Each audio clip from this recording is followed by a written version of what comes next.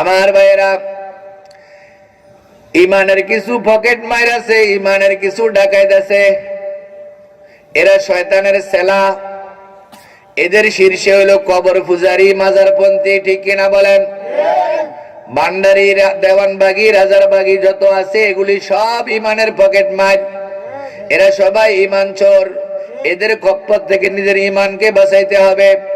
তারা মানুষকে বেঈমান করার জন্য বহুত ষড়যন্ত্র চক্রান্ত করে। কবরে সেজদা দিলে ইমান থাকবে? পীরের পায়ে সেজদা দিলে ইমান থাকবে? পীরের বুইয়া আঙ্গুল সই খবিস, পীরের নঙ্গি দুই আনিগা। এদের মাথার ভিতরে কুত্তা হিসাব করছে, ঠিক না বলেন? আমার ভাইয়েরা, এই সমস্ত মাজার পূজারীরা, বেদাতিরা, তারা শিরকি আকীদা পোষণ করে। এরা হইলো ইমানের পকেট মার, এরা হইলো ইমান চোর। তারা গান বানাইছে, মাওলানা মাওলানা বাবা মাওলানা, দিন দুনিয়ার মালিক বাবা মাওলানা। কন্যা নাউজুবিল্লাহ। দিন দুনিয়ার মালিক এগুনের বাবা নেই কে? এই গান কেউ গাইলে আর শুনলে ইমান থাকবো? ও আমার ভাইয়েরা, রোনা লায়লা, সাবিনা ইয়াসমিনের গান যদি কেউ শোনে সে কাফের হবে না। কেন? সেইটাকে গুনাহ মনে করে। কোন মানুষ গুনাহকে যতদিন গুনাহ মনে করিবে ততদিন গুনাহ করার দ্বারা সে কাফের হয় না। যখন কোন গুনাহকে মানুষ জায়েজ মনে করবে তখন সাথে সাথে কাফের হয়ে যাবে না।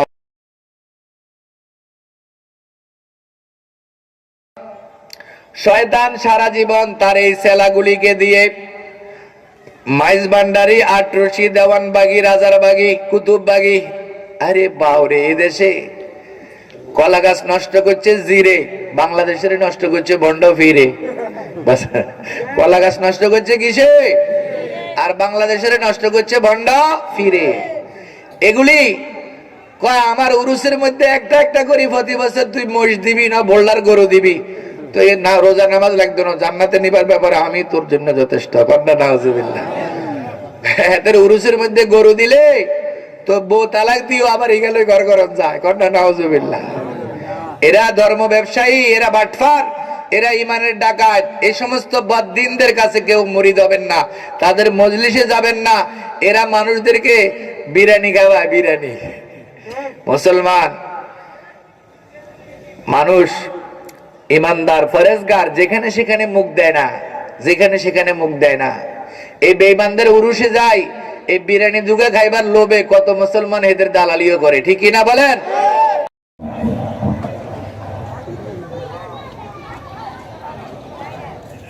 আসসালামু আলাইকুম ওয়া রাহমাতুল্লাহি ওয়া বারাকাতুহু। আলহামদুলিল্লাহ আলহামদুলিল্লাহি নাহমাদুহু ওয়া নাস্তাঈনুহু ওয়া নাস্তাগফিরুহু ওয়া নু'মিনু বিহি ওয়া নাতাওয়াক্কালু আলাইহি ونعوذ بالله من شرور أنفسنا ومن سيئات أعمالنا ونعوذ بالله من شرور أنفسنا ومن سيئات أعمالنا من يهد الله فلا مضل له ومن يضلله فلا هادي له ونشهد أن لا إله إلا الله وحده لا شريك له ونشهد أن محمدا عبده ورسوله صلى الله تعالى عليه وعلى آله وأصحابه وبارك وسلم. أما بعد فقد قال الله سبحانه وتعالى في كلامه المجيد وفرقانه الحميد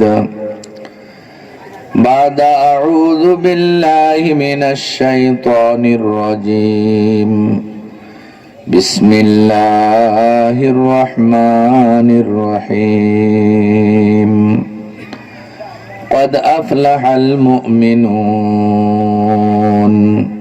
صدق الله مولانا العظيم وبلغنا رسوله النبي الأمي الكريم ونحن على ذلك لمن الشاهدين والشاكرين والحمد لله رب العالمين محبت الشهيد সবাই দরুদ ইব্রাহিমি পড়ুন اللهم صل على محمد وعلى آل محمد كما صليت على إبراهيم وعلى آل إبراهيم إنك حميد مجيد اللهم بارك على محمد وعلى آل محمد كما باركت على إبراهيم وعلى آل إبراهيم إنك حميد مجيد سبحانك لا علم لنا إلا ما علمتنا إنك أنت العليم الحكيم رب اشرح لي صدري ويسر لي أمري واحلل عقدة من لساني يفقه قولي يا حي يا قيوم لا إله إلا أنت برحمتك نستغيث اللهم أصلح لنا شأننا كله ولا تكلنا إلى أنفسنا طرفة عين اللهم إني أعوذ بك من شر نفسي ومن شر كل دابة أنت آخذ بناصيتها إن ربي على صراط مستقيم الحمد لله সিওড়া যুব সমাজের উদ্যোগে আয়োজিত আজকের এই তাফসীরুল কোরআন মাহফিলের মুহতারাম সভাপতি হযরত উলামায়ে কেরাম মুরব্বিয়ানে আযম দিনদার ইমানদার সমবেত সর্বস্তরের বিরাদরান ইসলাম পর্দার আলে অবস্থানরত আমার সম্মানিতা পর্দানশীন মা ও বোনেরা আলোচনার শুরুতে আল্লাহ রাব্বুল আলামিনের মহান দরবারে লাখ কোটি শুকর আদায় করছি যিনি আমাদেরকে এই ফিতনার যুগে দিন ও ইসলামের দুর্দিনে কনকনে শীতকে উপেক্ষা করে তাফসীরুল কোরআন মাহফিলে বেহেশতের বাগানে আল্লাহ পাকের দেওয়া হায়াতের কিছু সময় কাটাইবার জন্য আল্লাহ আমাদেরকে নিয়ে এলেন, তৌফিক দিলেন। মনের গভীর থেকে সবাই বলি আলহামদুলিল্লাহ। যে সকল যুব সমাজ মুরব্বীদের সহযোগিতায় মাহফিলের ইন্তজাম করলেন তাদের জন্য আমাদের দোয়া, আল্লাহ যেন এই যুবকগুলিকে আল্লাহ পাকের খাস বান্দা হিসেবে কবুল করেন। সবাই বলে আমিন। নবীজি রাসূলুল্লাহ সাল্লাল্লাহু আলাইহি সাল্লামের খাঁটি উম্মত তাদেরকে আল্লাহ বানায় দেন, দেশের সুনাগরিক হিসেবে আল্লাহ তাদেরকে কবুল করেন। সবাই বলে আমিন। কিয়ামতের ময়দানে মুসিবতের সময় আল্লাহ যখন বান্দাকে মাফ করার জন্য বিভিন্ন উসিলা তালাশ করবেন, আমাদের আজকের এই মাহফিলে আসা, বসা, বলা, শোনা এগুলিকে আল্লাহ যেন কবুল করে পরকালে আমাদের নাজাতের উসিলা করে দেন। সবাই বলে আমিন। সম্মানিত হাজিরিন, আলোচনা শুরু করার পূর্বে আপনাদের খেদমতে আমি একটা অনুরোধ করতেছি, যার সামনে যতটুকু খালি জায়গা আছে মেহেরবানি করে একটু অগ্রসর হয়ে খালি জায়গাটা পূর্ণ করে নেন, তাহলে পরবর্তী ভাইয়েরা পিছনে যারা আসবে তারা বসতে পারবে। উঠি ভাই, উঠি ইনশাল্লাহ। এই সামনে অগ্রসর হওয়া ফাস্তাবিকুল খায়রাত, এটা আমরা নেক কাজে অগ্রসর হচ্ছি। জি মাশাআল্লাহ, জি আলহামদুলিল্লাহ, আলহামদুলিল্লাহ। অনেকে কয় হুজুর কিল্লাই ডিস্টার্ব করেন, জায়গাটা গরম করছিলাম। এই ভাই 2 মিনিটে আবার গরম হয়ে যাবে ইনশাআল্লাহ। আসি, সামনে আসি, সামনে আসি। মাশাআল্লাহ। সুবহানাল্লাহ, আলহামদুলিল্লাহ, লা ইলাহা ইল্লাল্লাহ, সুবহানাল্লাহ, আলহামদুলিল্লাহ, লা ইলাহা ইল্লাল্লাহ, সুবহানাল্লাহ, আলহামদুলিল্লাহ, লা ইলাহা ইল্লাল্লাহ, লা ইলাহা ইল্লাল্লাহু মুহাম্মাদুর রাসূলুল্লাহ সাল্লাল্লাহু তাআলা আলাইহি ওয়াসাল্লাম। সম্মানিত হাজিরিন, আজকের মাহফিলের যিনি প্রধান অতিথি মুফতি জুবায়ের আহমদ সাহেব হুজুর, তিনি আমাদের কাছাকাছি চলে আসছেন। অল্প সময়ের ভিতরে তিনি মঞ্চে তশরিফ আনবেন। উনি তশরিফ আনার পূর্ব মুহূর্ত পর্যন্ত আমি মুখতাসার সময় আপনাদের সামনে কিছু কথা বলার জন্য আদিষ্ট হয়েছি। কালামে পাকের 18তম পারার প্রথম পৃষ্ঠা সূরাতুল মুমিনুনের একেবারে সর্বপ্রথম আয়াতে কারিমাটুকুন আপনাদের খেদমতে তেলাওয়াত করেছি। আল্লাহ পাক সুবহানাহু ওয়া তাআলা যদি তৌফিক দান করেন, আমার আসাতাজায়ে কেরাম এবং মুরব্বিয়ানদের রুহানি ফয়েজ, দিলি তাওয়াজ্জুহ আল্লাহ যদি আমাকে নসিব করেন, তাহলে এই আয়াতে কারিমার আলোকে মুখতাসার কিছু কথা বলার আশা রাখি। ওমা তাওফীকি ইল্লা বিল্লাহ আলাইহি তাওয়াক্কালতু ওয়া ইলাইহি উনীব।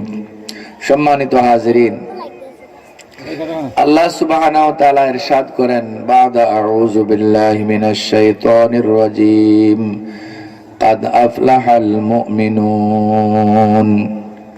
এই আয়াতের সহজ সরল অনুবাদ হলো, আল্লাহ পাক বলেন ঈমানদারগণ অবশ্যই সফল। আয়াতের অর্থ কি ভাই বলেন? ঈমানদারগণ অবশ্যই সফল। কে বলেন? কে বলেছেন? আল্লাহ। আল্লাহ বলেন কাদ আফলাহাল মুমিনুন, ঈমানদারগণ অবশ্যই সফল, ঈমানদারগণ অবশ্যই সফল। আল্লাহ পাক ঈমানদারদের সফলতার ঘোষণা দিলেন, তাকিদ দিয়ে অবশ্যই তারা সফল। এখন আমাদের বুঝতে হবে ঈমানদার কাকে বলে, ঈমান কাকে বলে, সফলতা কাকে বলে। এই তিনটা পয়েন্টের উপরে কথা হবে ইনশাআল্লাহ। প্রথমে জানতে হবে আল্লাহ বলেছেন ঈমানদারগণ অবশ্যই সফল। ঈমানদার কাকে বলে?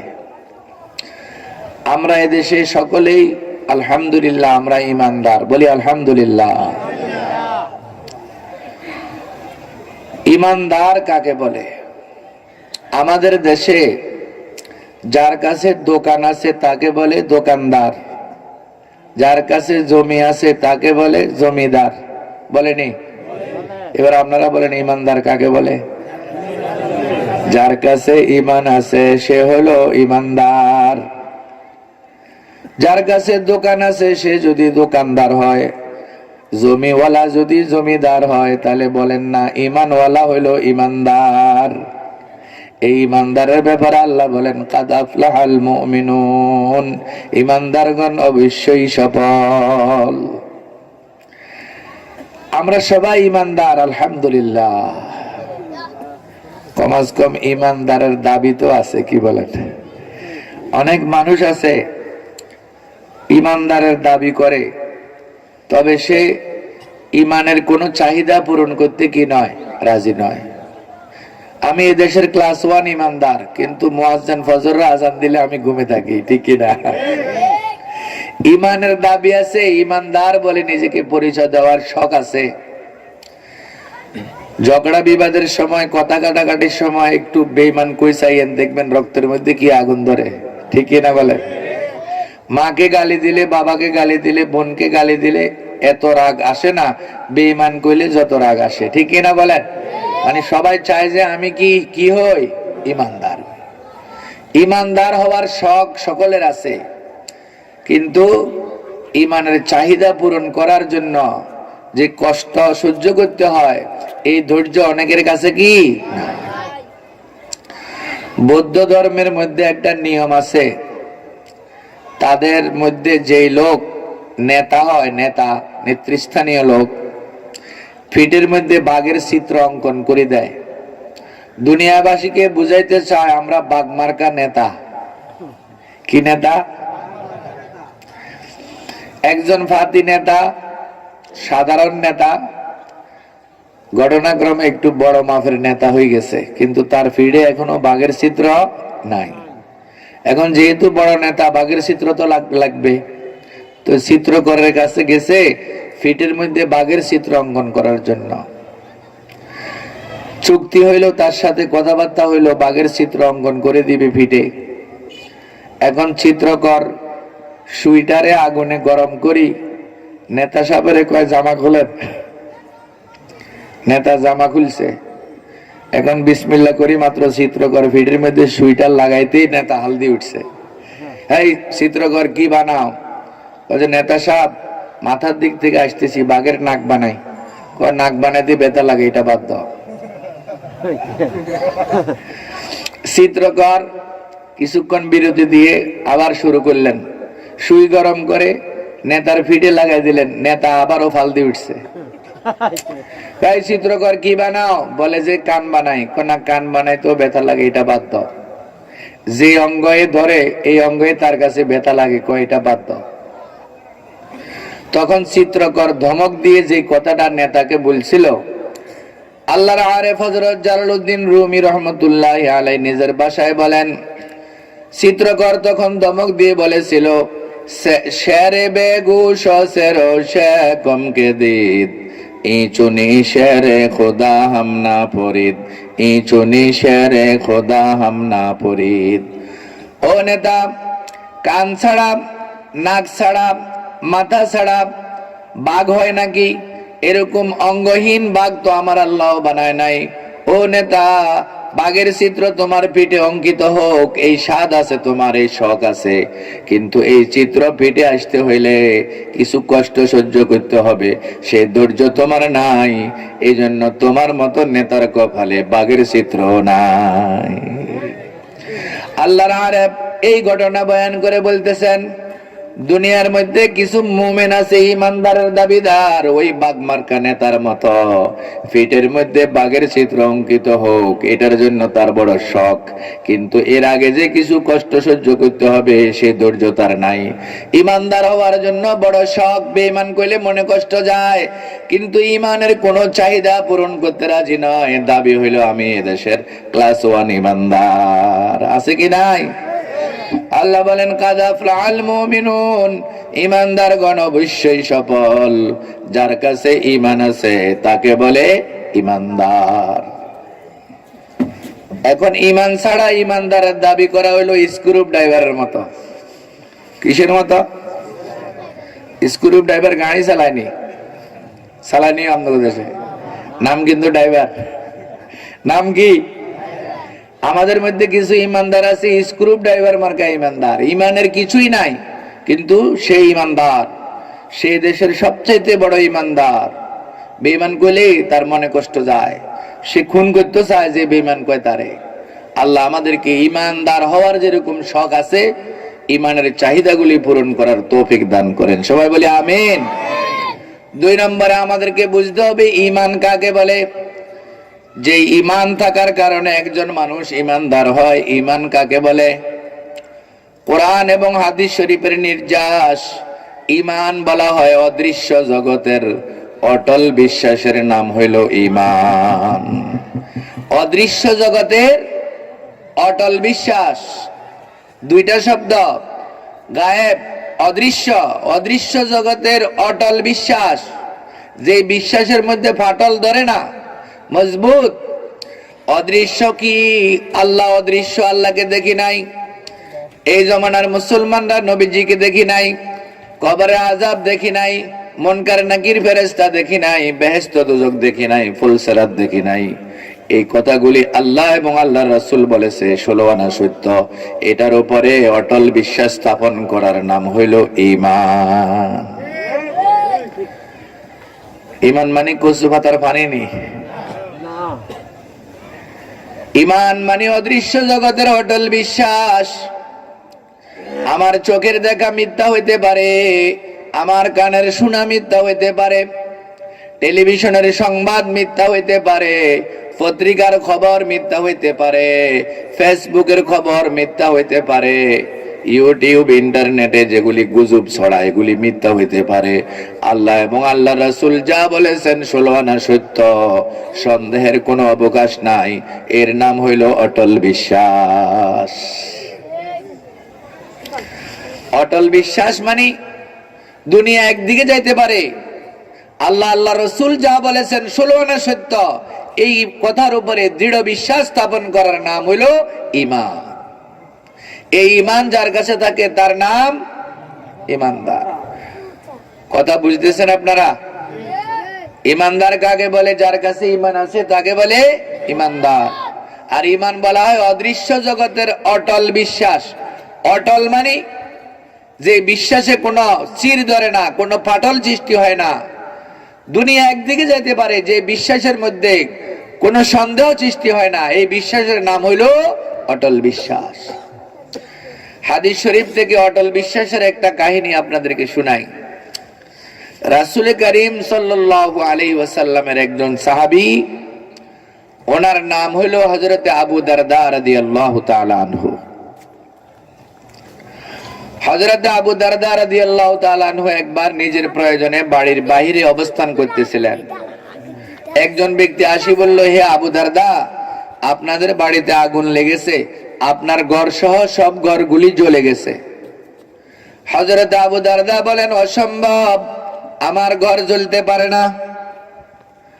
দুই নম্বর ব্যক্তি আসি বলে, আবু দারদা, আপনাদের বাড়িতে আগুন লেগেছে, আপনার ঘর সহ সব ঘরগুলি জ্বলে গেছে। হযরত আবু দারদা বলেন, অসম্ভব, আমার ঘর জ্বলতে পারে না। তিন নম্বর ব্যক্তি আসি বলতেছেন, আবু দারদা, আপনাদের বাড়িতে আগুন লেগেছিল, সব ঘরগুলি জ্বলে পুড়ে ছাই হয়ে গিয়েছে, আপনার ঘরের কাছে এসে আগুন অটোমেটিক নিভে গেছে, শুধু আপনার ঘরটা বাকি আছে। হযরত আবু দারদা বলেন, আমার বিশ্বাসও ছিল তাই। এখন মজলিসে যারা আছে, ও ভাই, দুইজন মানুষ তাদের চোখের দেখা ঘটনা বয়ান করলো। তারা মনে করেছে সব ঘর যেহেতু জ্বলে গেছে, ওনারটা আর বাকি আছে নাকি, বলে দিল আপনার ঘর জ্বলে গেছে। তৃতীয় ব্যক্তি আসল বিষয়ের জ্ঞান ছিল তার কাছে, সে বলে সব ঘরগুলি জ্বলে গেছে, শুধু আপনারটা সুরক্ষিত আছে। মজলিসের লোকেরা জিজ্ঞাসা করলো, হে আবু দারদা, দুইজন লোক তাদের চোখের দেখা ঘটনা বয়ান করলো, আপনি বলেন অসম্ভব, আপনার ঘর জ্বলতে পারে না। তিন নম্বর ব্যক্তি এসে বলল, আপনার ঘরটা ঠিক আছে, আপনি বলেন আমার বিশ্বাসও ছিল তাই। আপনি এই দাবি কোন তাবিজের বলে করলেন, আমাদেরকে একটু বলতে হবে। দুইজন ব্যক্তি দেখি আসি বলল, আপনি কোন অসম্ভব, আমার ঘর জ্বলতে পারে না। তখন হযরত আবু দারদা রাদিয়াল্লাহু তাআলা আনহু বলেন, ও আমার ভাইরা, নবীজি মুহাম্মদুর রাসূলুল্লাহ সাল্লাল্লাহু আলাইহি ওয়াসাল্লাম আমাকে একটা দোয়া শিক্ষা দিয়েছেন। আল্লাহর হাবিব বলেছেন, আবু দারদা, ফজরের নামাজের পরে যদি এই দোয়া পড়ো, মাগরিব পর্যন্ত সকল বিপদ আপদ থেকে আল্লাহ তোমাকে হেফাজত করবেন। আর মাগরিবের পরে যদি এই দোয়া পড়ো, ফজর পর্যন্ত সকল বিপদ আপদ থেকে আল্লাহ তোমাকে হেফাজত করবেন। আজকে ফজরের নামাজের পরে আল্লাহর রাসূলের শিখানো এই দোয়া আমি আবু দারদা পড়েছি, এখনো মাগরিবের সময় হয় নাই। দুনিয়ার কোনো আগুন আমার ঘর জ্বালাইতে পারে না। এটার নাম হইল কি ভাই? অটল বিশ্বাস। অটল। দুইজন লোক চোখের দেখা বলতেছে, আর উনি বলে যে অসম্ভব, আমার ঘর জ্বলতে। এই মানের বিশ্বাসকে বলা হয় ঈমান। অন্ত এক কাপ সার বিনিময়ে বেশি এলায় মুসলমান, কি বলেন? ভোট আসলে ইমানদারের পরিচয় হয়। আমার ভাইরা, আল্লাহ বলেন, কাদ আফলাহাল মুমিনুন, ইমানদারগণ অবশ্যই সফল। যার কাছে ঈমান আছে সে হলো ইমানদার। অদৃশ্য জগতের অটল বিশ্বাসের নাম হইল ঈমান। আল্লাহ বলেন ইমানদারগণ অবশ্যই সফল। এখন আমাদেরকে বুঝতে হবে সফলতা কাকে বলে, সফলতা কাকে বলে। আল্লাহ যে বললেন ইমানদারগণ অবশ্যই সফল, সফলতা কি জিনিস? এখন আপনাদের কাছে আমি সফলতার অর্থ বলবো। কোরআন হাদিসের সারমর্ম সফলতা মানে মনের সকল বাসনা, মনের সকল কামনা, মনের সকল ইচ্ছা পূর্ণ হয়ে যাওয়া, আর মনে যত টেনশন আছে, দুশ্চিন্তা আছে, এগুলি দূর হয়ে যাওয়ার নাম হইল সফলতা।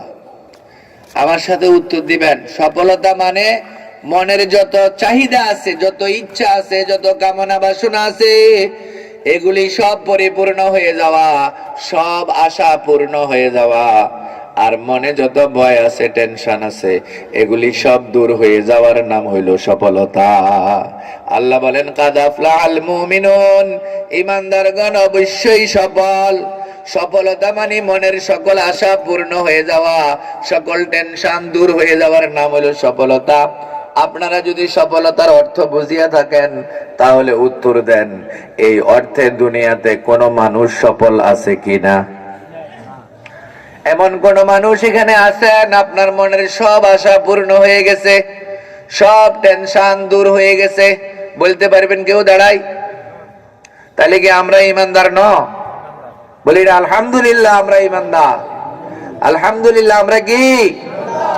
এখন ইমানদারকে আল্লাহ সফল বলছেন। সফলতা মানে মনের সব আশা পূর্ণ হয়ে যাওয়া, মনের সকল টেনশন দূর হয়ে যাওয়ার নাম হলো সফলতা। অথচ দুনিয়ার মধ্যে এই মানের সফল কোন লোক আমরা দেখি না। তাইলে কি দুনিয়ায় কোনো ইমানদার নাই নাকি?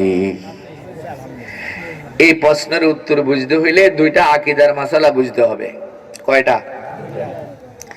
এই দুইটা মাসালাতে, আকীদা মানে ধর্ম বিশ্বাস, যে বিশ্বাসগুলি অন্তরে পোষণ করার কারণে আমরা মুমিন, আমরা ইমানদার। এই বিশ্বাসগুলি যাদের কাছে নাই তারা বেঈমান, তারা কাফের। যে বিশ্বাসগুলি অন্তরে পোষণ করলে মানুষ ইমানদার হয়, এগুলিরে আরবিতে বলে আকীদা। কি বলে? আমাদের ইসলামী আকীদা দুইটা। এক নম্বর আকীদা হলো, কোন ইমানদার যত দুর্বল ইমানদার হোক, আদনা থেকে আদনা, যার নিচে আর নিচ নাই, যার শেষে আর শেষ নাই, একেবারে আদনা ইমানদার যে হবে, এই লোকটা চিরস্থায়ী জাহান্নামী হবে না। কোন ইমানদার চিরস্থায়ী জাহান্নামী একটা আকীদা। ঈমান আছে, আমল খারাপ, সুদ খেয়েছে, ঘুষ খেয়েছে, নামাজ পড়ে নাই, রোজা রাখে নাই, হজ করে নাই, যাকাত দেয় নাই, এই সমস্ত কবিরা গুনাহ করেছে, তওবা করে মারা যায় নাই, আল্লাহ বিনা তওবায় যদি তাকে ক্ষমা না করেন, তাহলে এই লোকটা নিজের কৃতকর্মের ফল ভোগ করার জন্য জাহান্নামে যাবে অস্থায়ীভাবে। ঈমানের বরকতে একদিন না একদিন সে ওই জাহান্নাম থেকে মুক্তি পেয়ে আল্লাহর জান্নাতে যাবে। কোন ঈমানদার চিরস্থায়ী জাহান্নামী হবে না, এটা একটা আকীদা। বিশ্বাস আছে তো? যত বড় গুনাহগার হোক, যদি ঈমানদার হয়, সে একদিন না একদিন আল্লাহর জান্নাতে যাবে। মান ক্বালা লা ইলাহা ইল্লাল্লাহ দাখালাল জান্নাহ, যে ব্যক্তি বলেছে লা ইলাহা ইল্লাল্লাহ, ঈমানের কালিমা, সে একদিন না একদিন আল্লাহর জান্নাতে যাবে। বলি সুবহানাল্লাহ। দুই নম্বর আকীদার মাসআলা, এখানে আসি অনেকে পিছল খায়। কোন কাফের, কোন বেঈমান, কোন অমুসলিম এক মুহূর্তের জন্য আল্লাহর জান্নাতে যাইতে পারবে না। এই আকীদা আছে তো সকলের? কোন বেঈমান এক মুহূর্তের জন্য আল্লাহর জান্নাতে যাইতে পারবে না।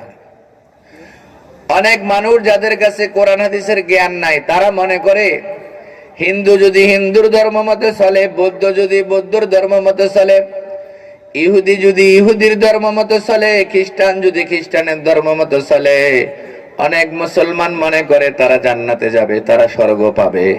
আল্লাহ বলেন, ইন্নাল্লাহা হাররামাহুমা আলাল কাফিরিন, আল্লাহ পাক জান্নাত এবং জান্নাতের নাজ নিয়ামত কাফেরের জন্য চিরতরে হারাম করে দিয়েছেন। কোন কাফের বেঈমান এক মুহূর্তের জন্য আল্লাহর জান্নাতে যাইতে পারবে না। আল্লাহ বলেন, ইন্নাদ দীনা ইনদাল্লাহিল ইসলাম, আল্লাহ পাকের মনোনীত ধর্ম একমাত্র।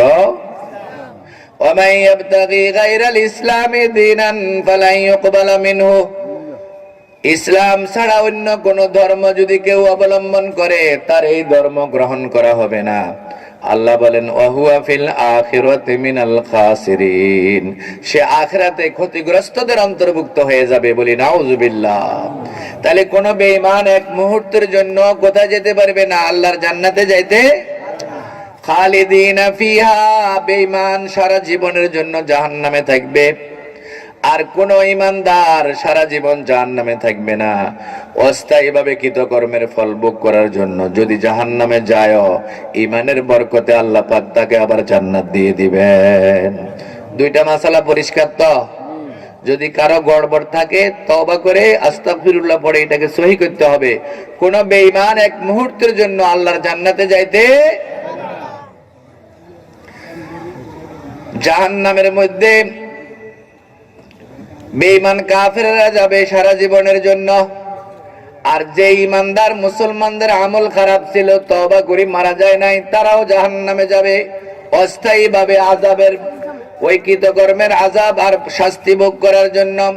ওই জাহান্নামের মধ্যে গেলে দুনিয়ায় যাদের পরিচিতি ছিল, এরকম একজন ইমানদার আর একজন বেঈমানের সাথে সেখানে সাক্ষাৎ হবে। দুনিয়ায় জানাশোনা ছিল, আশেপাশ প্রতিবেশী, একটা মুসলমান বাড়ি আর একটা অমুসলিম বাড়ি, আশেপাশে থাকার কারণে একজনের সাথে আরেকজনের পরিচয়। তো জাহান্নামের মধ্যে আব্দুর রহমান মোল্লা বাড়ির ছেলে, মজুমদার বাড়ির ছেলে আব্দুর রহমান ইমানদার বটে, আমল খারাপ ছিল, জাহান্নামে যাবে অস্থায়ীভাবে। তার পাশের কোন অমুসলিম, সে জাহান্নামে যাবে চিরস্থায়ীভাবে। সেখানে দুইজনের দেখা হবে। মিশকাত শরীফের 2য় খণ্ড বাবু সিফাতি আহলিন নার, ওই অধ্যায়ের মধ্যে হাদিস আছে, দুইজনের যখন দেখা হয়ে যাবে, অমুসলিম বলবে, কিরে আব্দুর রহমান, তুইও জাহান্নামে আইছ?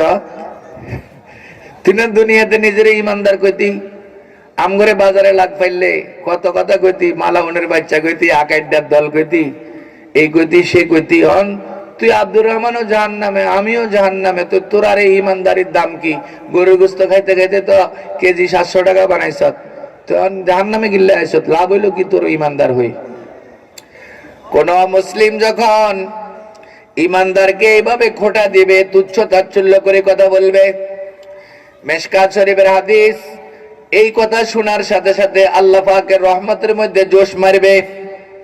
আল্লাহ ফেরেশতাদেরকে ডাক দিয়ে বলবেন, ও আমার ফেরেশতারা, আখরিজু মান কানা ফি কলবিহি মিসকালু যাররাতিন মিনাল ঈমান। আমার ফেরেশতারা, আমার যে বান্দার অন্তরের মধ্যে শস্য দানা বরাবর ঈমান আছে, তাকেও জাহান্নাম থেকে বাহির করে নিয়ে আসো। কোন বেঈমান ইমানদারকে লজ্জা দিবে, এটা আমার রহমতে বরদাস্ত করে না। ফেরেশতারা সেখান থেকে কয়লার মতো ইমানদারদেরকে আনবে। পুরা দেহ জলে কয়লা হয়ে গেছে, কিন্তু কলব, যে কলবের মধ্যে নূরে ঈমান, ওই কলব তাকে জাহান্নামের আগুন জ্বালাইতে পারবে না। তাকে জাহান্নাম থেকে বাহির করে জান্নাত জাহান্নামের মাঝখানে নহরে হায়াত নামে একটা নদী থাকবে। ওই নদীর মধ্যে তাদেরকে গোসল করাইবে। ওই নদীর মধ্যে ডুব দিয়ে ওঠার সাথে সাথে প্রত্যেকটা ইমানদার 33 বছরের যুবক এবং যুবতী হয়ে যাবে।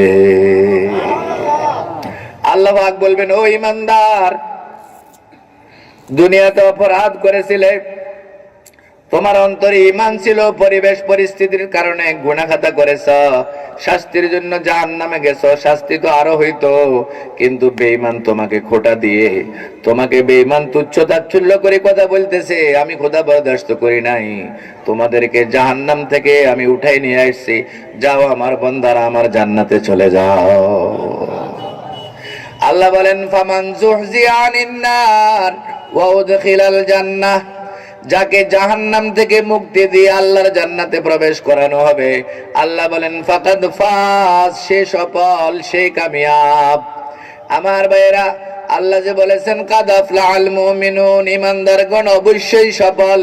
এই সফলতার দ্বারা উদ্দেশ্য হলো এই সফলতা, বেঈমান সারা জীবনের জন্য জাহান্নামে পড়ে থাকবে। ইমানদার যদিও কোনো কারণে জাহান্নামে যায়, আল্লাহ পাক তাকে জাহান্নাম থেকে মুক্তি দিয়ে আল্লাহর জান্নাতে প্রবেশ করাবে। আল্লাহ বলেন, ফাকাদ ফাজ, সে সফল, সে কামিয়াব। এবার সফলতার অর্থ বুঝছেননি আমার ভাইয়েরা? সফলতার অর্থ বলেছিলাম মনের সকল আশা পূর্ণ হওয়া, মনের সকল ইচ্ছা পূর্ণ হয়ে যাওয়া, সকল টেনশন দূর হয়ে যাওয়া। জান্নাতে গেলে কোনো আশা কি অপূর্ণ থাকবে? মনের কোনো চাহিদা কি জাহান্নামে অপূর্ণ থাকবে? জান্নাতে মনের কোনো চাহিদা অপূর্ণ। আল্লাহ বলেছেন, ওয়ালাকুম ফিহা মা তাশতাহি আনফুসুকুম ওয়ালাকুম ফিহা মা তাদউন। আমার বান্দারা একবার যদি জান্নাতে যাইতে পারো, সেখানে তোমার মনে যা চাইবে তোমাকে তা দেওয়া হবে। যে দাবি তুমি করবে ওই দাবি পূর্ণ করা হবে। লা ইয়াসমাউনা ফিহা লাগওয়ান ওয়ালা তাসিমা, সেখানে কোনো বেহুদা কথা নাই, গুনাহের কথা নাই। ইল্লা কিলান সালামান সালামা, ওই জান্নাতের মধ্যে শুধু শান্তি আর শান্তি, অশান্তির লেশ মাত্র সেখানে নাই। আল্লাহ আমাদের সবাইকে নসিব করেন, বলি আমিন। আমার ভাইয়েরা, আল্লাহ যে বলেছেন ইমানদারগণ সফল, মনে যা চাইবে তা করতে পারবে, মনের সকল টেনশন দূর হয়ে যাবে। এই সফলতা মানে জাহান্নাম থেকে মুক্তি পেয়ে আল্লাহর জান্নাত লাভ করতে পারা, এটার নাম হইলো কি? সফলতা। আমার ভাইয়েরা, কত সফল! খাজা আজিজুল হাসান গৌরী রহমতুল্লাহ আলাই আসলি ঘর নামক কিতাবের মধ্যে লেখেন, দারে পানি কি সাজা ওঠে পর না যা, नेकियों से अपने असली घर सजा, फिर वहाँ तो साइनों से बासी बजा, इन्नहु कद फाजा फौजम मन नजा। আল্লাহর আরেফ বলেন, ও দুনিয়ার মানুষ, একবার যদি আল্লাহ পাকের জান্নাতে প্রবেশ করতে পারো, সেখানে তোমার মনের সকল আশা পূর্ণ হবে। সেখানে যদি মনের সুখে তুমি বাঁশি বাজাইতে চাও, আল্লাহ সুবহানাহু ওয়া তাআলা তোমাকে সেখানে বাঁশি বাজাইবার ব্যবস্থা করে দিবে। শৌখিন মানুষেরা বাঁশি বাজায় না? আমার ভাইরা, আল্লাহর আরেফ বলেন, ফের ওহা তো সাইনো সে বাঁশি বাজা, ইন্নাহু কাদ ফাজা ফাওজাম মান নাজা। তোমার মনে যদি সেখানে জান্নাতের মধ্যে বাঁশি বাজাইতে মনে চায়, আল্লাহ তো বলছেন ইমানদারগণ সফল, মনের সব আশা পূর্ণ হবে। কেউ যদি বাঁশি বাজাইবার আশা করে, তাকে বাঁশি বাজাইবার অনুমতি দেওয়া হবে। সুবহানাল্লাহ। আমার ভাইয়েরা, জান্নাতে আল্লাহ যা চাইবে তা দিবে। এক মুরব্বী কয়, হুজুর আকিস বিয়ে দিবনি? কিরে, দুনিয়াতে তো হুজুর আকিস বিয়ে ছাড়া চলে না, এনে আকিস বিয়ে থাকবে না। তো হুজুরে আল্লাহ কইছে, মা তাশতাহি, মা তাশতাহি। মা শব্দটা আরবিতে ব্যাপক অর্থ বুঝায়, যা মনে চাইবে তা দিবে। বলে, যদি খোদার বান্দা তুমি যদি সেখানে হুক্কা চাও, আকিস বিড়ি চাও, তো তোমারে সেখানে হুক্কা এবং আকিস বিড়িও দেওয়া হবে। তবে আল্লাহর বান্দা, জান্নাতে তোমার আকিস বিড়ির কথা মনে থাকবে না। আমার ভাইরা, আল্লাহ বলেছেন, কাদ আফলাহাল মুমিনুন, ঈমানদারগণ অবশ্যই সফল। সফল মানে মনের সব আশা পূর্ণ হবে, সকল দুঃখ টেনশন দূর হবে। আমার ভাইয়েরা, মনোযোগ সহকারে যদি আলোচনা শুনিয়া থাকেন, ওই অমুসলিম যে মুসলমানকে খোঁটা দিল, সে সারা জীবনের জন্য জাহান্নামে পড়ে থাকবে। আর ইমানদার আব্দুর রহমান মোল্লা বাড়ির ছেলে, মজুমদার বাড়ির ছেলে, সে মুক্তি পাইয়া আল্লাহর জান্নাতে চলে গেল।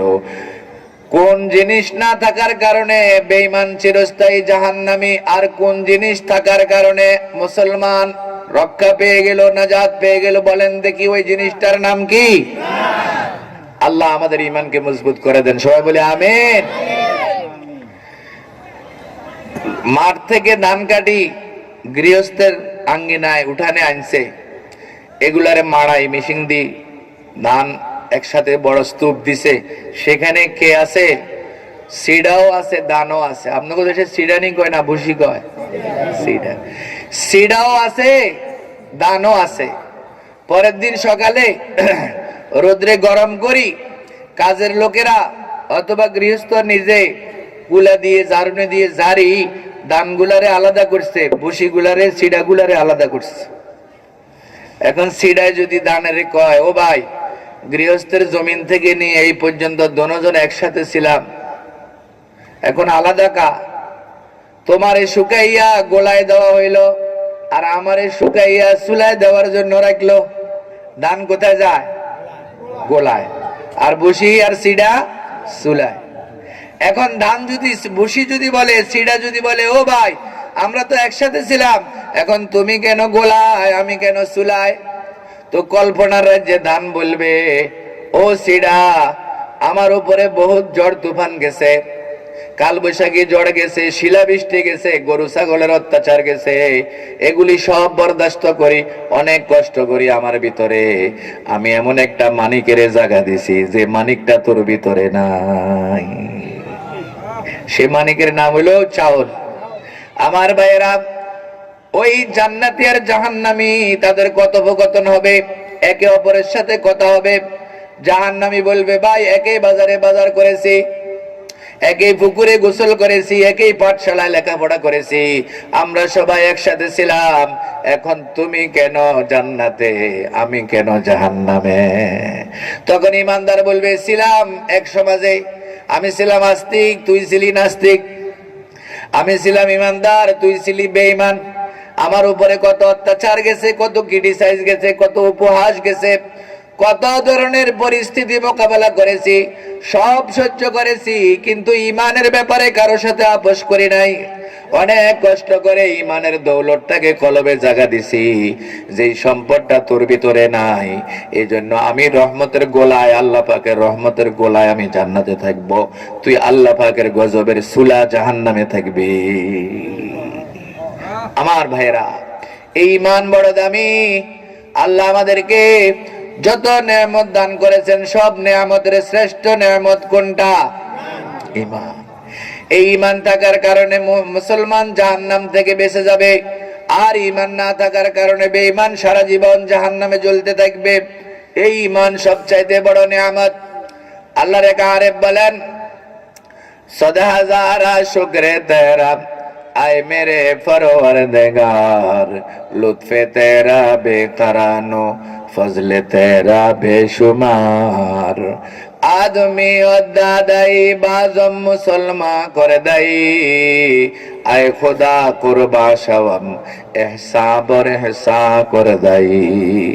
नेमते ईमान बख्शी, दौलते इस्लाम भी, उम्मते अहमद बनाई, ফজলে তেরা কিরদগার।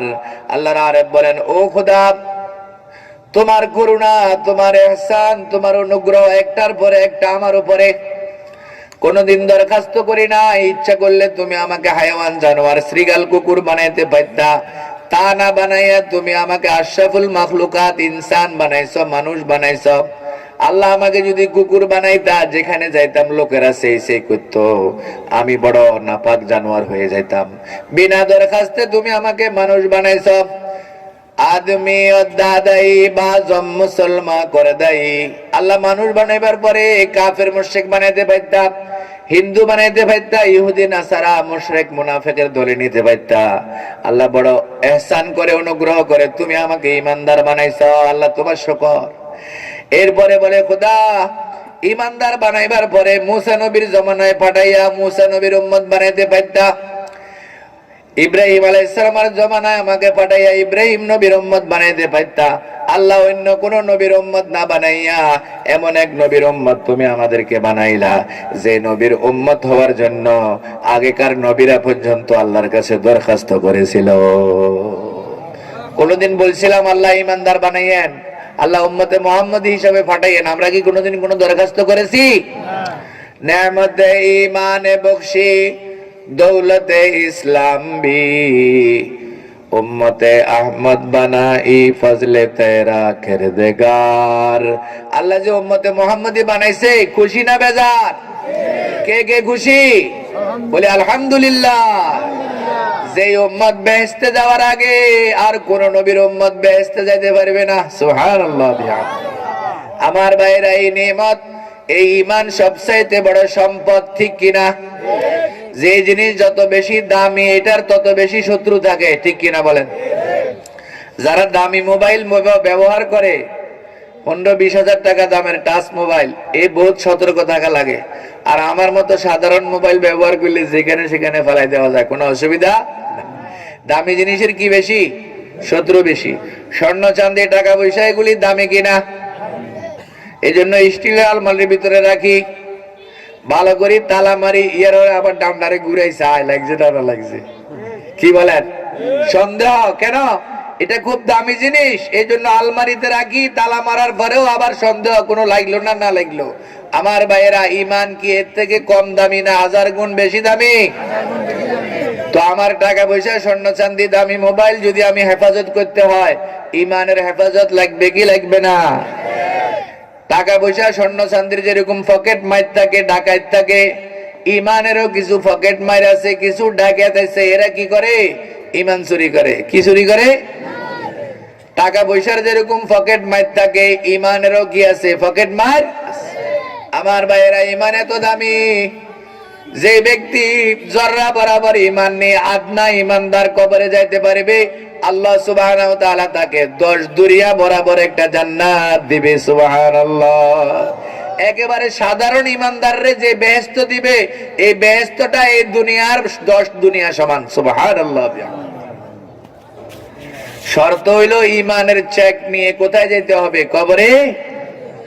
মাঝপথে যদি কোন টাউট বাটফারের খপ্পরে পড়ে, কোন পকেট মার যদি আমার ইমানের চেক যদি হরণ করে নিয়ে যায়, কোন চাঁদাবাজের কারণে কোন পকেট মারি ডাকাত যদি আমার ইমানকে হরণ করে নিয়ে যায়, আদমশুমারিতে আমি যতই ইমানদার আর মুসলমান আমাকে লেখা হোক, ইমানের চেক নিয়ে যদি কবরে যাইতে না পারি আমার ভাইয়েরা, তাহলে সারা জীবন মুসলমানদের সমাজে বসবাস করার পরেও পরকালে ইমানদারদের কাতারে উঠা সম্ভব হবে না।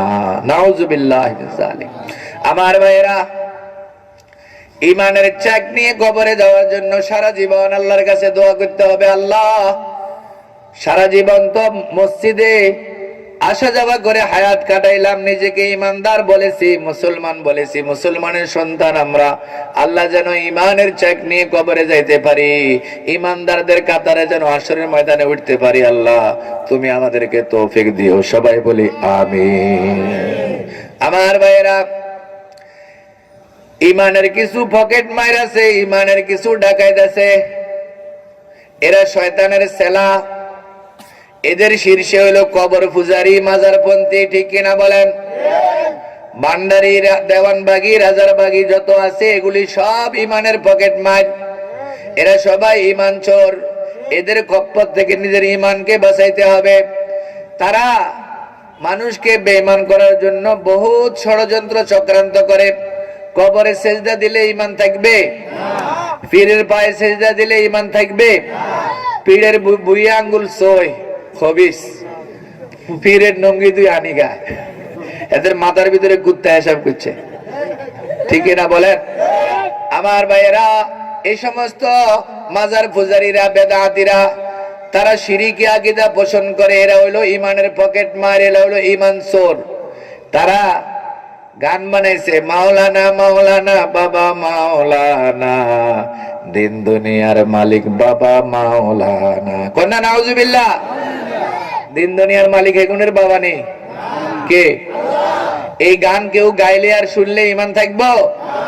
ও আমার ভাইয়েরা, রোনা লায়লা, সাবিনা ইয়াসমিনের গান যদি কেউ শোনে, সে কাফের হবে না। কেন? সেইটাকে গুনাহ মনে করে। কোন মানুষ গুনাহকে যতদিন গুনাহ মনে করবে, ততদিন গুনাহ করার দ্বারা সে কাফের হয় না। যখন কোন গুনাহকে মানুষ জায়েজ মনে করবে, তখন সাথে সাথে কাফের হয়ে যাবে। নাউজুবিল্লাহ। কোন নাজায়েজকে কেউ যদি বলে, ব্যবসায়ীরা টাকা খাটাই লাভ করে, এটা যদি বৈধ হয়, আমিও তো সুদের উপরে টাকা দিই, টাকা খাটাই, এটা কেন নাজায়েজ হবে? সুদ খাইলে কাফের হয় না, এই কথা কইলে লগে লগে কি কাফের? ইস্তিহলালুল হারামে কুফরুন, কোন হারামকে হালাল মনে করা কি কুফরি? এখন যে দোকানে ভান্ডারির গান লাগায়, মাওলানা মাওলানা বাবা মাওলানা, বুইয়া বইবে হনে কান দেয়া চোখের হানিয়ে বুক বাজা আলাল, হে মনে করে এটা ইসলামী সঙ্গীত। ইসলামী সঙ্গীত না কুফরি সঙ্গীত? এই জন্য বাজে গান, এগুলি মানুষ গুনাহগার হয়, ফাসেক হয়, কাফের হয় না। কিন্তু এই সমস্ত খারাপ গান, আয়না বানাইয়া দাও না কলবের ভিতর, গাউসুল আজম মাইজ ভান্ডারি আয়নার কারিগর। কন্যা নাউজুবিল্লাহ। কেউ পেরে না খালি হাতে, খাজারে তোর দরবারে। কন্যা নাউজুবিল্লাহ। খাজা মঈনুদ্দিন চিশতি রহমতুল্লাহি আলাইহি নিজের সারা জীবন কোরবান করেছেন তাওহীদের জন্য, একাত্মবাদের জন্য, আল্লাহর বান্দাদেরকে শিরিক থেকে বাঁচাইয়া খাঁটি ইমানদার বানাইবার জন্য সারা জীবন তিনি উৎসর্গ করেছেন খাজা মঈনুদ্দিন চিশতি রহমাতুল্লাহ আলাইহি। এখন কম বক্তগুলি সেই খাজারে নিয়ে কি করে? শিরিক। বাবা খাজা, খাবা খাজা, কলগিতে কি মারে? টান মারে। আর খাজার নামে কি করে? জিকির করে। এরা হইলো ইমান চোর, এরা হইলো ইমানের পকেট মার। এই টাউট বাটপার থেকে নিজের ইমানকে যদি হেফাজত না করি, এদের খপ্পরে যদি পড়ে যায়, আল্লাহ হেফাজত করেন, তাইলে বেঈমান হই কবরে যাওয়ার আশঙ্কা। বলি নাউজুবিল্লাহ মিন যালিক। এরা সবাই কার সেলা? বলে এরা সবাই কার সেলা? শয়তান সারা জীবন তার এই সেলাগুলিকে দিয়ে মাইজ ভান্ডারি, আটরশি, দেওয়ানবাগি, রাজারবাগি, কুতুববাগি, আরে বাউরে, এদেশে কলা গাছ নষ্ট করছে জিরে, বাংলাদেশের নষ্ট করছে বন্ড ফিরে। কলা গাছ নষ্ট করছে কিসে? আর বাংলাদেশের নষ্ট করছে ভন্ড ফিরে। এগুলি কয় আমার উরুসের মধ্যে একটা একটা করি প্রতি বছর তুই মোষ দিবি না বোল্লার গরু দিবি, তো এ না রোজা নামাজ লাগতো না, জান্নাতে নিবার ব্যাপারে আমি তোর জন্য যথেষ্ট। নাউজুবিল্লাহ। এদের উরুসের মধ্যে গরু দিলে তো বউ তালাক দিও, আবার এগুলো ঘর গরম যায়। কন্যা নাউজুবিল্লাহ। এরা ধর্ম ব্যবসায়ী, এরা বাটফার, এরা ইমানের ডাকাত। এই সমস্ত বদ্দিনদের কাছে কেউ মুরিদ হবেন না, তাদের মজলিসে যাবেন না। এরা মানুষদেরকে বিরিয়ানি খাওয়ায়, বিরিয়ানি। মুসলমান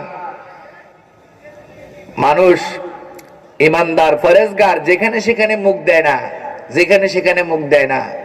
এই বেঈমানদের উরুসে যায়, এই বিরিয়ানি দুগে খাইবার লোভে কত মুসলমান এদের দালালিও করে, ঠিক কিনা বলেন? বিভিন্ন উরুসের মধ্যে গরু দেয়, মহিষ দেয়, আর বিরিয়ানি ফাঁকায়। হুজুর, ভান্ডারিকে বিরুদ্ধে এরকম ওয়াজ করিয়েন না। হিয়ানে গেলে জিকিরের যে একটা অজদ আসে, যে জজবা আসে, কই আপনার ওয়াজ উনি তো একজনও হাল দিল না। হিয়ানে গেলে কি আইয়ে? ফালাফালি আইয়ে, লাফালাফি আইয়ে। এটি জিকির নি রে, এটি জিকির নি, এটি জারিফা মিয়া না, এটি কিয়া?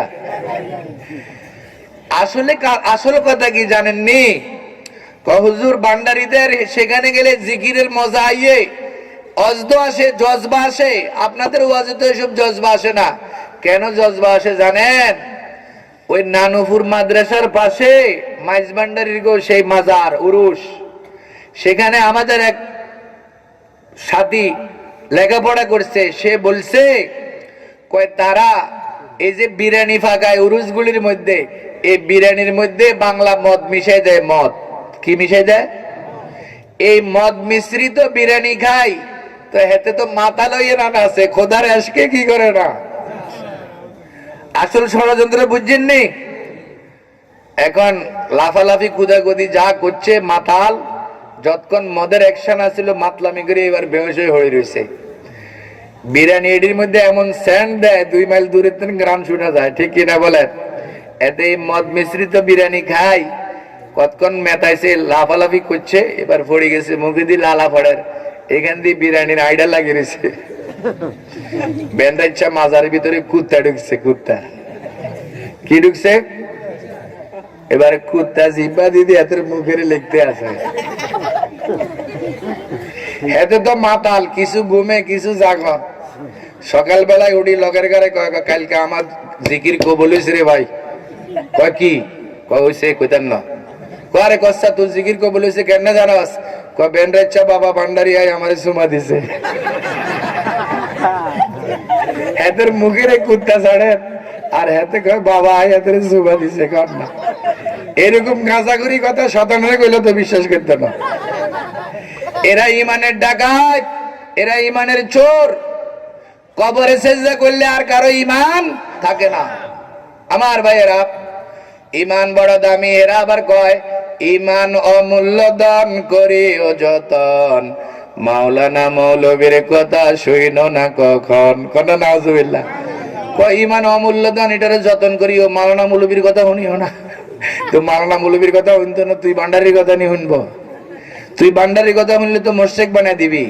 মাওলানা মৌলবীর কথা শুনলে তো তারা তাওহীদের উপরে থাকবে। বলি আলহামদুলিল্লাহ। আমার ভাইয়েরা, শয়তান আমাদের প্রকাশ্য দুশ্মন সারা জীবন চেষ্টা করবে এই সমস্ত বন্ড পীর ইমানের ডাকাতদের দ্বারা আমাদেরকে বেঈমান করার জন্য। কারণ সে আল্লাহর পক্ষ থেকে কন্ট্রাক্টরি নিয়ে আসছে, লাউদিল্লান্নাহুম, সে বলছে আল্লাহ তোমার বান্দাদেরকে আদমের কারণে আমি জান্নাত থেকে বিতাড়িত হয়েছি, আদমের সন্তানকে আমি জান্নাতে আসতে দিব না। এই জন্য সে সেখান থেকে প্রতিজ্ঞা করে আসছে আমাদেরকে বেঈমান বানাবার জন্য। সারা জীবন সে তার এই সেলার দ্বারা আমাদেরকে বেঈমান করতে চাইবে। যদি দাওয়াত তাবলীগের বরকতে, হক্কানি পীর মাশায়েখদের বরকতে, এই সমস্ত দ্বীনি মাহফিলের বরকতে, খালেজ দ্বীনি মাদারিসের বরকতে যখন সে পারবে না কোনো মানুষকে বেঈমান বানাইতে তার সেলাদের দ্বারা, তখন শয়তান মৃত্যুর সময় একটা মরণ কামড় দিবে, সে নিজে আসবে ইমানদারকে বেঈমান বানাইবার জন্য। বলি নাউজুবিল্লাহ।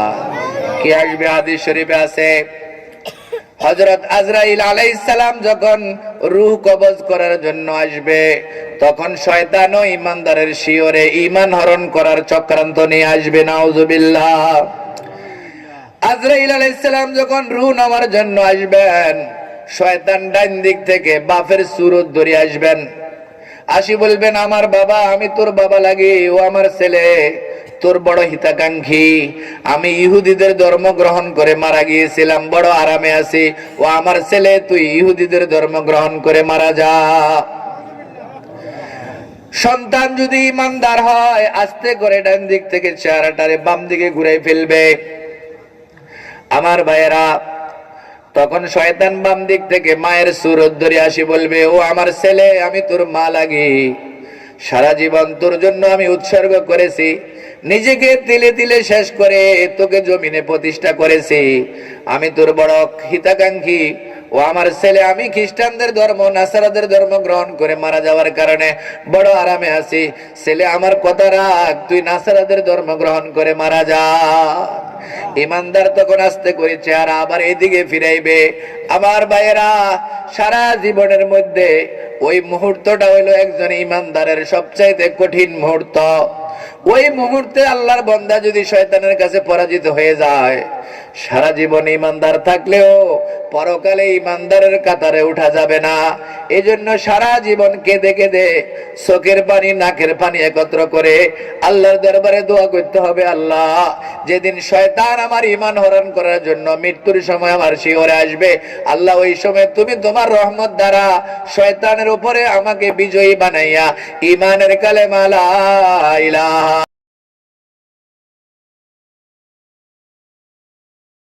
যখন দেখবেন একবার এদিকে চেহারা নেয়, একবার ওইদিকে চেহারা নেয়, বুঝতে হবে শয়তান তাকে ধোঁকা দেওয়ার জন্য আসছে।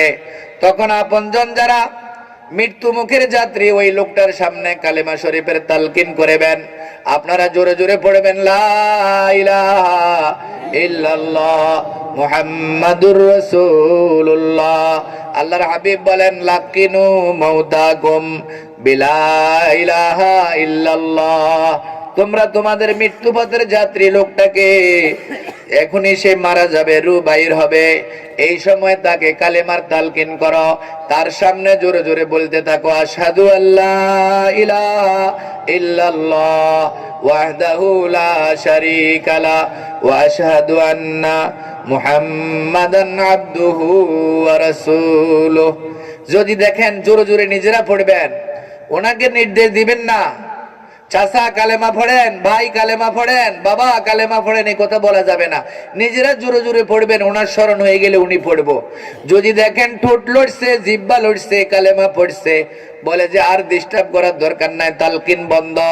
এই অবস্থায় সে যদি আরো 1-2 বছর পরেও মারা যায়, মাঝখানে যদি আর কোন দুনিয়াবি কথা সে না বলে, তাইলে দীর্ঘদিন পরে মারা গেলেও আল্লাহর রাসূল বলেন কালেমার উপরেই তার মৃত্যু হয়েছে।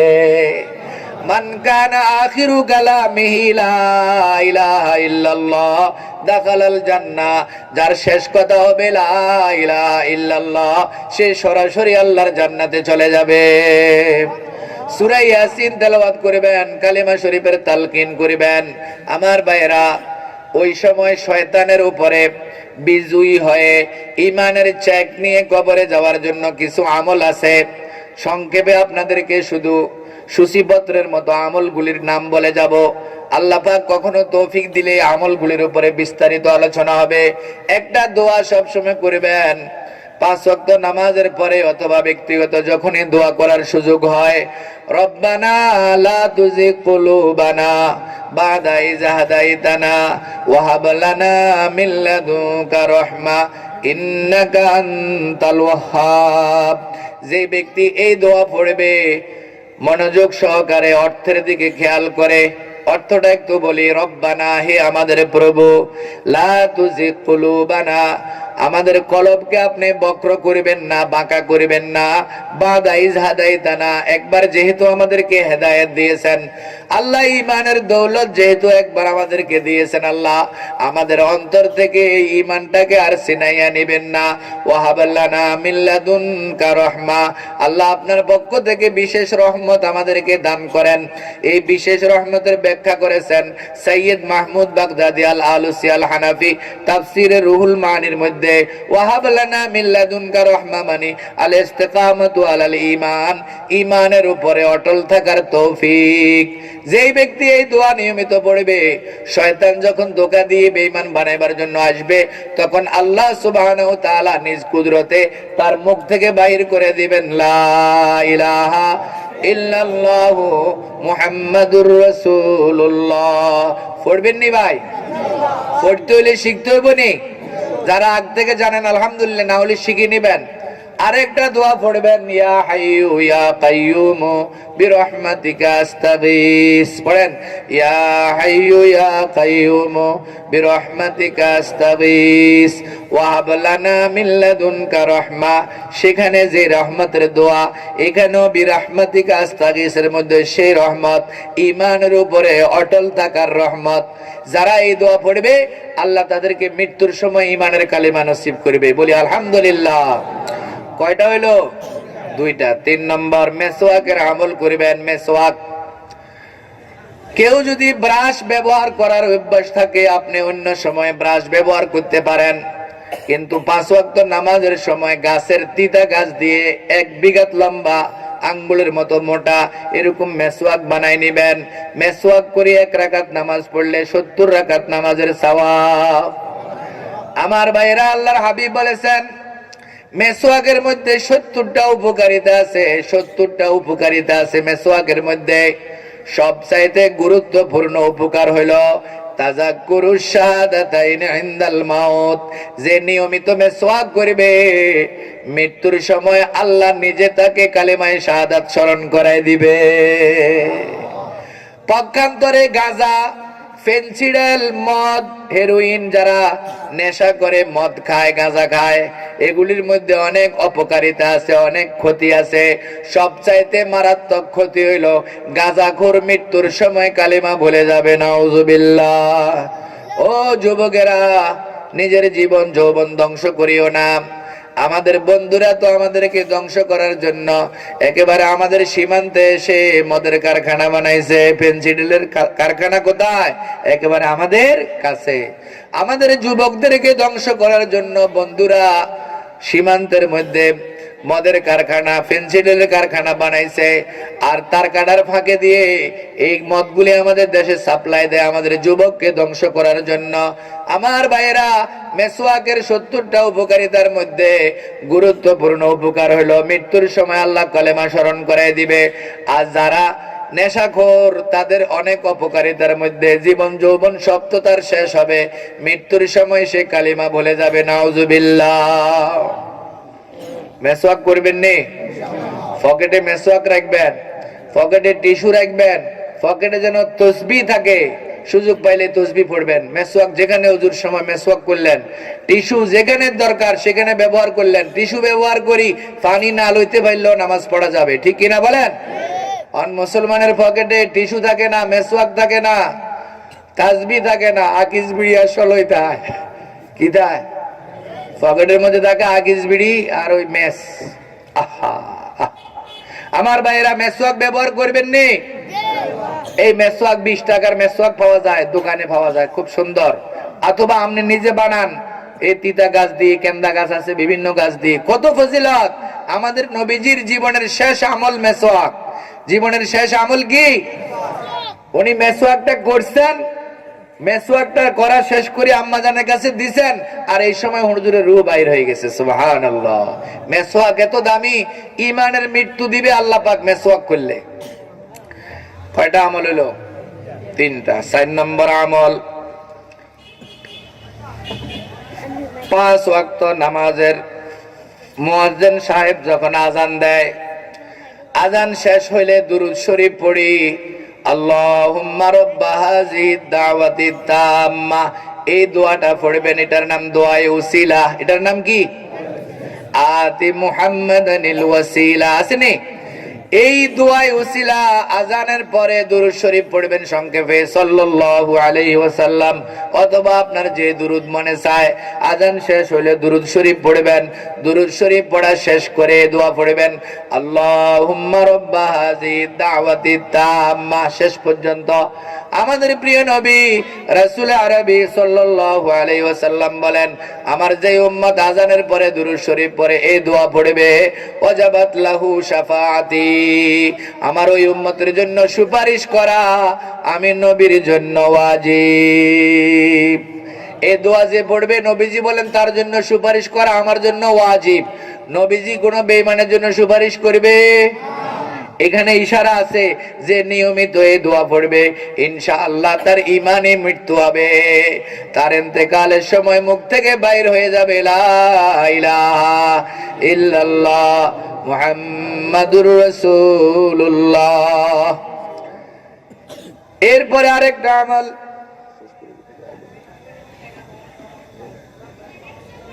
আমার ভাইরা, মেসওয়াকের আমল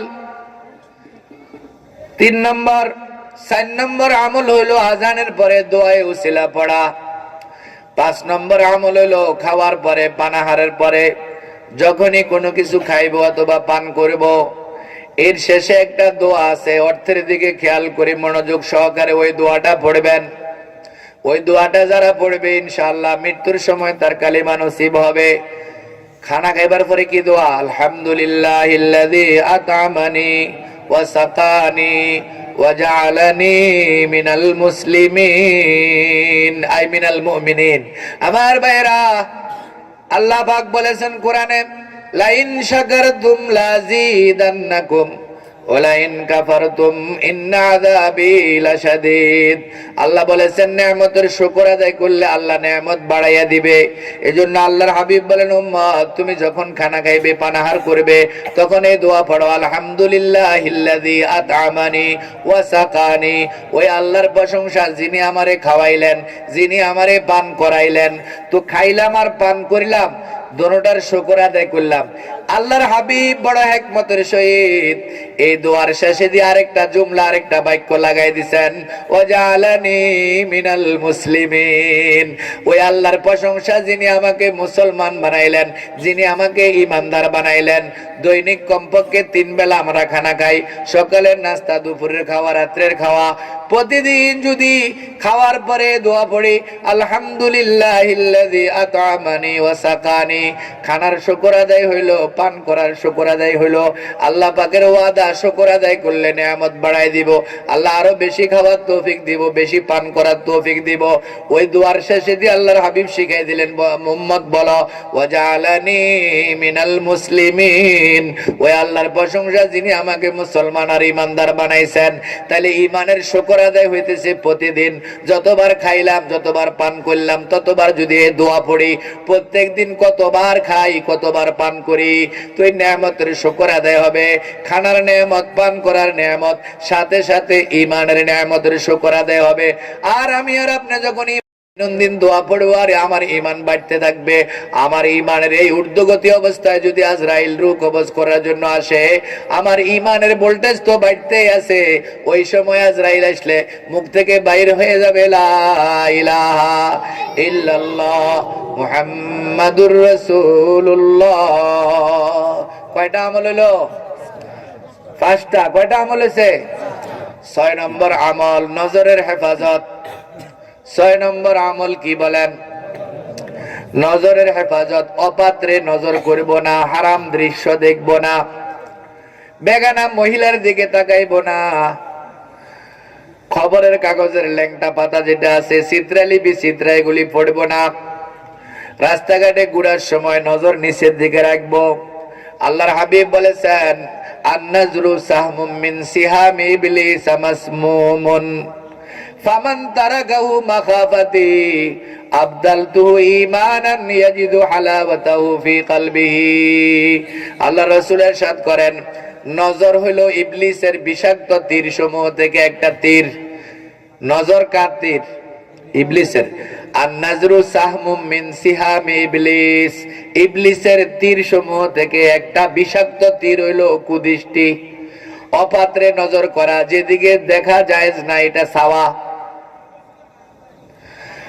আল্লাহর হাবিব বলেন, যে ব্যক্তি তার নজরকে হেফাজত করবে, ফামান তারাকাহু মাখাফাতি, আমার ভয়ে, আমার যে উম্মত, আল্লাহর নবী বলেন, আমার যে উম্মত আল্লাহর ভয়ে এই নজরকে হেফাজত করবে। কোন বেগানা নারীর দিকে নজর পড়ে গেছে, পড়ে যাওয়ার সাথে সাথে নিচের দিকে তাকাইবে, নজর সরাইয়া মুখে আস্তাগফিরুল্লাহ পড়বে। অনিচ্ছায় যে নজর পড়ে গেছে, এটার গুনাহ হবে না। দ্বিতীয়বার আবার ইচ্ছা করে নজর করলে গুনাহ হবে। আল্লাহর হাবিব হযরত আলীকে বলেন, ইয়া আলী লা তুদবিন নাজরাতান নাজরা ফা ইন্না লাকাল উলা ওয়া লাইসাত লাকাল আখিরা। ও আলী, একবার যদি বিনা ইচ্ছায় কোনো বেগানা মহিলার দিকে নজর পড়ে যায়, সাথে সাথে তুমি চোখ নামাও, প্রথম বিনা ইচ্ছায় যে নজর পড়ছে এটার কারণে তোমার গুনাহ হবে না, কিন্তু দ্বিতীয়বার আবার যদি ইচ্ছা করে নজর করো তাইলে তোমার গুনাহ হবে।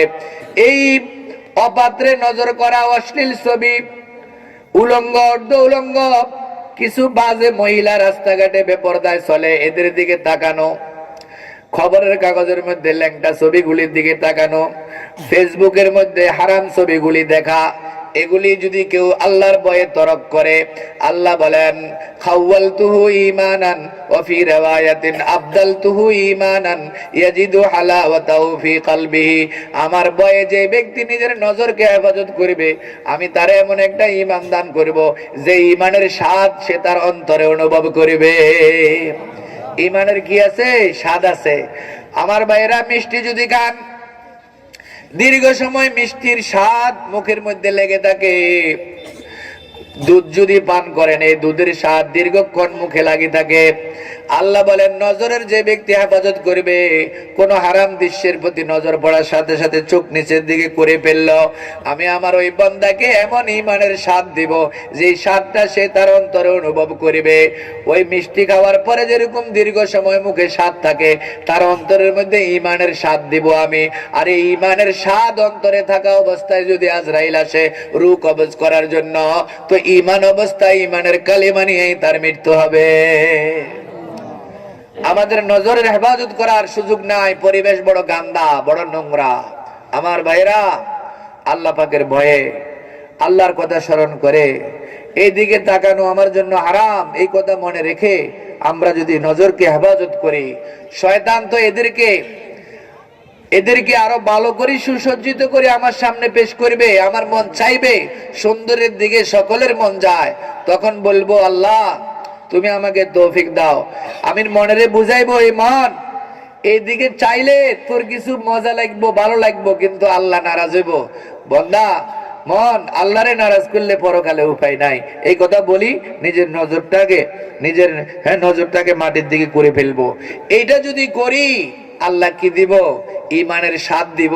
আর ঈমানের স্বাদ থাকা অবস্থায় যদি আজরাইল আইয়ে রূহ কবজ করার জন্য, ইনশাআল্লাহ ঈমানে মৃত্যু হবে, খাতেমা বিল খায়ের হবে। আল্লাহ আমাদেরকে নজরের হেফাজত করার তৌফিক দান করে। দুনিয়ার পরিবেশের কারণে এটা এখন বহুত মুশকিল হয়ে গেছে। যুবকেরা রাতভর এই টাচ মোবাইল এটা চালায়, ল্যাংটা ছবি, হারাম ছবি, অশ্লীল ছবি, এগুলি দেখি দেখি ঘুমায়। ও যুবক, জীবনও শেষ হবে, যৌবনও শেষ হবে। বিয়ে শাদীর পরে তুমি লজ্জা পাবে, তোমার সংসার টিকবে না। এই সমস্ত হারাম ছবি দেখি তোমার জীবন যৌবন সব ধ্বংস করতেছ। আরেকজনের মেয়ে যখন ঘরে আসবে তখন টের পাইবা বছরে কতদিন সংসার ভেঙে যাবে, মেয়ে পরকীয়ায় লিপ্ত হবে, আরেকজনের সাথে পালাই যাবে, তোমার সংসার টিকবে না। জীবনের হেফাজত করো, যৌবনের হেফাজত করো। তুমি এই ছবি দেখে দেখে, আরাম ছবি দেখে দেখে ঘুমাও, রাত্রে তোমার নাইট প্রেসার হই, স্বপ্ন দোষ হই, কাপড় চোপড় ভরাও, সকালবেলায় ময় মুরব্বী আছে ঘরে, লজ্জায় গোসল করো না, দিনের 10টা পর্যন্ত তুমি নাপাক অবস্থায় থাকো।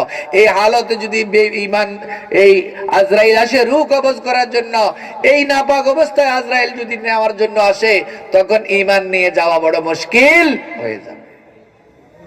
যুবক, আল্লাহ এই জীবন তোমার আল্লাহর দেওয়া, তোমার এই যৌবন আল্লাহর দেওয়া নেয়ামত। তোমার মতো কত ছেলে রেলগাড়িতে পয়সা খুঁজে, কত ছেলে বিকলাঙ্গ, কত ছেলে বোবা, কত ছেলের পাও নাই, কত ছেলে হাসপাতালে, কত ছেলে জেলখানায়। তোমাকে যে আল্লাহ এই জীবন দিচ্ছেন, টকবগে একটা যৌবন দিচ্ছেন, এটা আল্লাহর নিয়ামত। এটাকে অশ্লীল কাজে, হারাম কাজে ব্যয় করিও না। নজরের হেফাজত করো, নজরের হেফাজত। বুড়া মুরব্বী আসরের নামাজ হড়ি টেলিভিশনের দুয়ারে যায় নেতা, মাথার টুপি উড়ে যায়। ভাই আপনার আর কি রয়েছে, কি আছেন? এখন চাইতো নিজের ইমান আমল দুর্বল করতেছেন।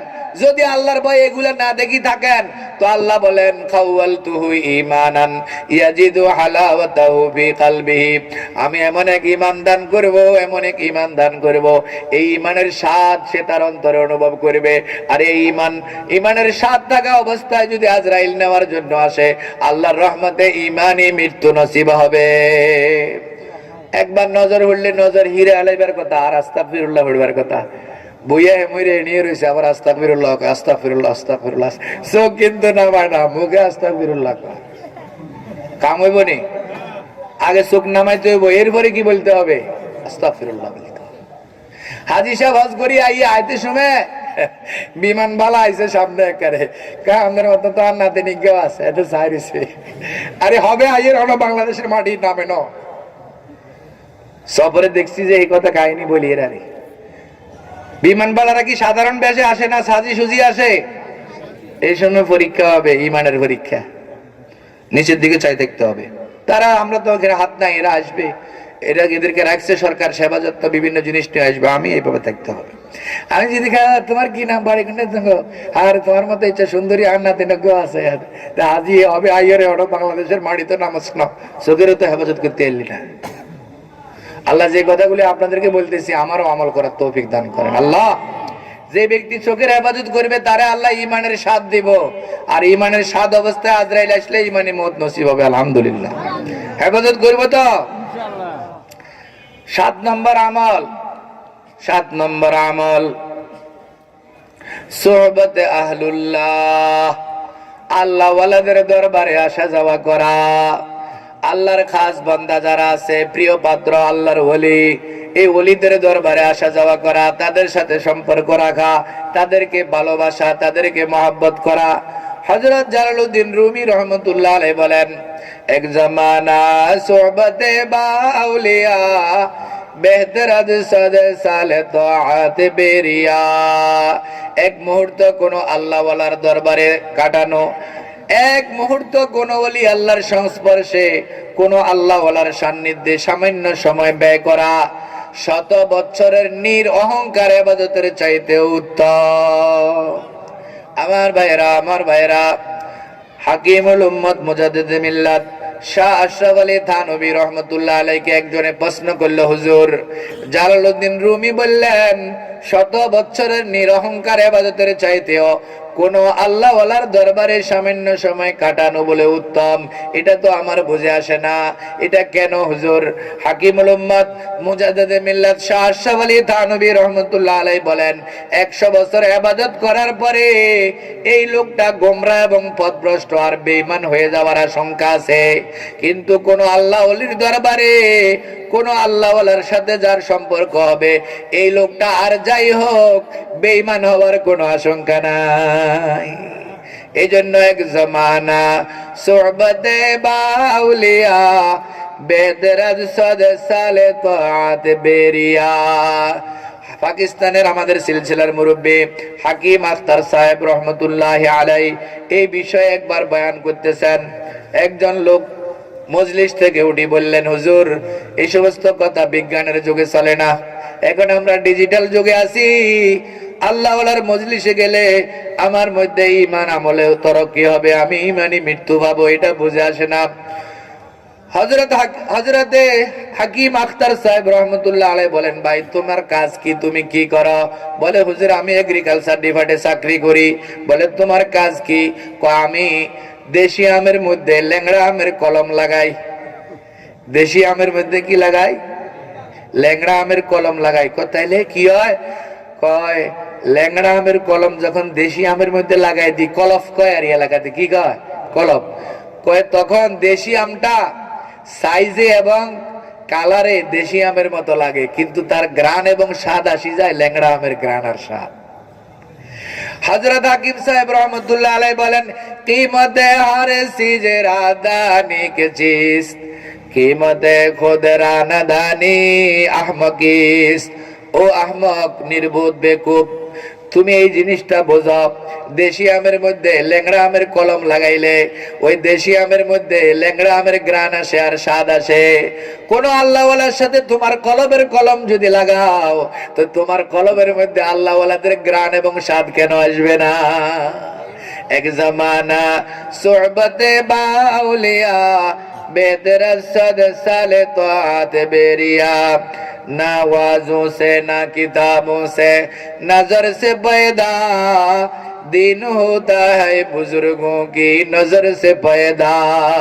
কোন আল্লাহওয়ালার নজর যদি কারো উপরে পড়ে, কোন আল্লাহওয়ালার সুদৃষ্টি যদি কারো উপরে পড়ে, তার জীবনের মোড় পরিবর্তন হয়ে যায়, তার জীবনে বিপ্লব সাধিত হয়ে যায়, তার ঈমান আমলে মজবুতি আসে, আল্লাহওয়ালাদের সোহবতের বরকতে ঈমানি জিন্দেগি নসিব হয়।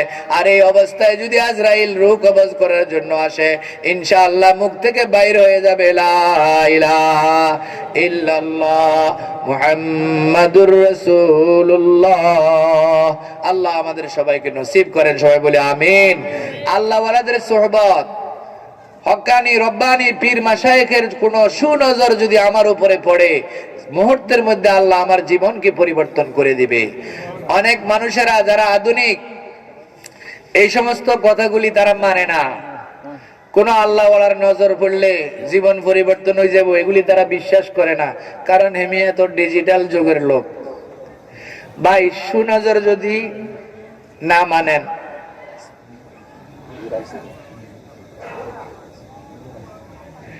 সুনজর যদি না মানেন, বদ নজর মানেননি। আমাদের দেশে কয় মুখ দোষ লাগছে, কয়নি? আপনাদের অঞ্চলে মুখ দোষ লাগছে কয়নি? আসলে মুখ লাগে না, লাগে চোখ। কি লাগে? শরীয়তে কয় আল আইনু হক্কুন, আল্লাহর হাবিব বলেছেন চোখ লাগা, চোখ দোষ লাগা এটা সত্য। এই চোখ দোষ যেতের মুখ দোষ লাগে, আমাদের অঞ্চল হিসেবে মুখ দোষ, হেতের নিজের জিনিসের মধ্যেও কি লাগে? মুখ দোষ লাগে। কদুল ধরছে গাছের মধ্যে, এক কদু বড় বড়, কি সুন্দর, এতে রাস্তা দিয়ে হাঁটি যাইতে বালা করে গেতাই চাইছে, ইয়ার হরতেন কদু হাসা শুরু করছে। হয়নি? এই হয়নি, এটা সত্য, এটা কাল্পনিক বিষয় না। বদ নজর কি সত্য।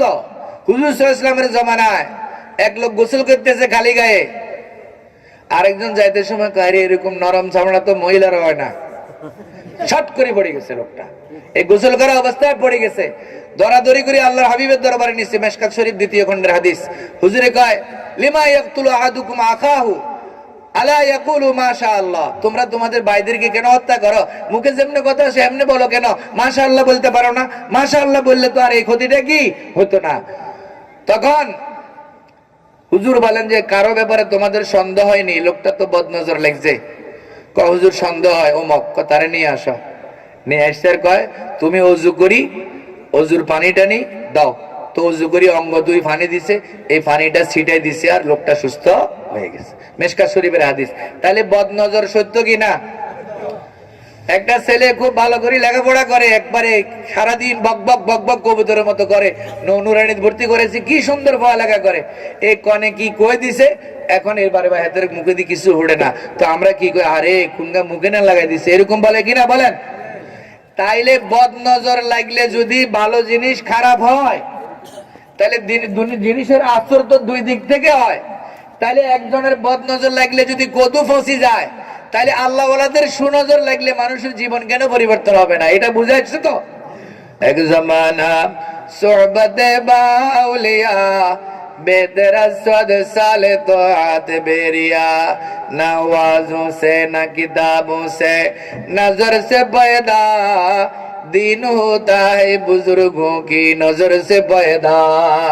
কোন আল্লাহ ওয়ালার যদি নজর আমার উপরে পড়ে তো আমার দিনদারি ইমানদারি আমার মধ্যে এসে যাবে, ইনশাআল্লাহ ইমানি মৃত্যু নসিব হবে। এই 7টা আমল যদি যত্ন সহকারে করেন তাহলে শয়তানে মারদুদ যেদিন বেঈমান বানাইবার জন্য চক্রান্ত এবং ষড়যন্ত্র করবে, এই 7টা আমল করলে আল্লাহ সুবহানাহু ওয়া তাআলা সেদিন শয়তানের বিরুদ্ধে আমাদেরকে বিজয়ী করে ইমানি মৃত্যু খাতেমা বিল খায়ের আমাদেরকে নসিব করবেন ইনশাআল্লাহ। আল্লাহ কবুল করেন, সবাই বলি আমিন। ওয়া মা আলাইনা ইল্লাল বালাগ ওয়া আখিরু দাওয়ানা আলহামদুলিল্লাহি রাব্বিল আলামিন। হযরত এসে গেছেন ইনশাআল্লাহ, এখনই বয়ান করবেন।